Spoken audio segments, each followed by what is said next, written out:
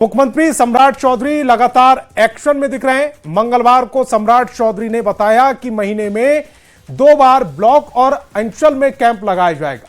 On the spot पदाधिकारी फैसला लेकर काम खत्म करेंगे। ब्लॉक, अंचल, थाना तक सीएमओ की निगरानी में रहेंगे। 2026 के अप्रैल का महीना बिहार की राजनीति में 2 दशक के सबसे बड़े बदलाव का गवाह बना। करीब 20 साल तक बिहार को संभालने के बाद नीतीश कुमार ने मुख्यमंत्री के पद से इस्तीफा दिया और फिर 15 अप्रैल 2026 को सम्राट चौधरी ने मुख्यमंत्री पद की शपथ ली। नीतीश जी के सपनों को साकार करने के लिए दिन और रात लगा दूंगा और बिहार को बदलने में आपका सहयोग करता रहूंगा। बड़े पद के साथ सम्राट चौधरी के कंधों पर बहुत बड़ी जिम्मेवारी भी आन पड़ी। जिम्मेवारी नीतीश कुमार से बड़ी लकीर खींचने की, जिम्मेवारी बिहार को और तेजी से विकास की राह पर दौड़ाने की।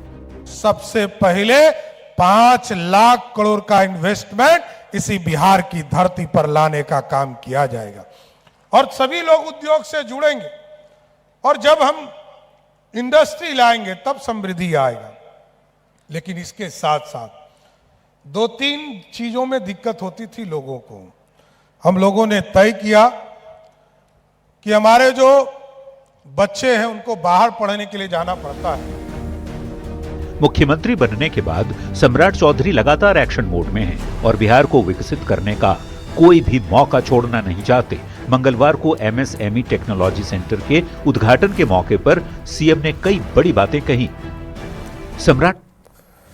सम्राट चौधरी के निर्देश के मायने क्या हैं वो भी समझ लीजिए। अब तक होता क्या रहा है सबसे पहले वो समझिए। आम लोगों को दफ्तरों के चक्कर लगाने पड़ते थे, कभी अधिकारी मिलते नहीं तो कभी काम पूरा नहीं होता था, कभी कभी महीनों तक फाइलें लटकी रहती थी, पड़ी रहती थी, कोई सुनने वाला नहीं था। सम्राट चौधरी ने जो निर्देश दिया है उसके मुताबिक अब ब्लॉक, अंचल, थाना पर सीधे सीएमओ की निगरानी होगी। कहां होगी? ब्लॉक, अंचल और थाने पर सीधे अब सीएमओ की निगरानी होगी। ब्लॉक और अंचल में महीने में 2 बार कैंप लगाए जाएंगे और ये अधिकारी लगाएंगे। पदाधिकारी ऑन द स्पॉट फैसला लेकर समस्या का समाधान करेंगे। 1 महीने से ज्यादा कोई अधिकारी फाइल नहीं रख सकेगा। 1 महीने से ज्यादा देर तक फाइल लटकाई गई तो कार्रवाई होगी। अब सम्राट चौधरी की नई पहल से फायदा क्या क्या होने वाला है वो भी समझ लीजिए। लोगों को दफ्तरों के चक्कर नहीं लगाने पड़ेंगे, आम आदमी की परेशानी कम होगी, समय पर काम पूरा होगा। आइए अब सरकार का जो फॉर्मूला है उसको समझ लेते हैं।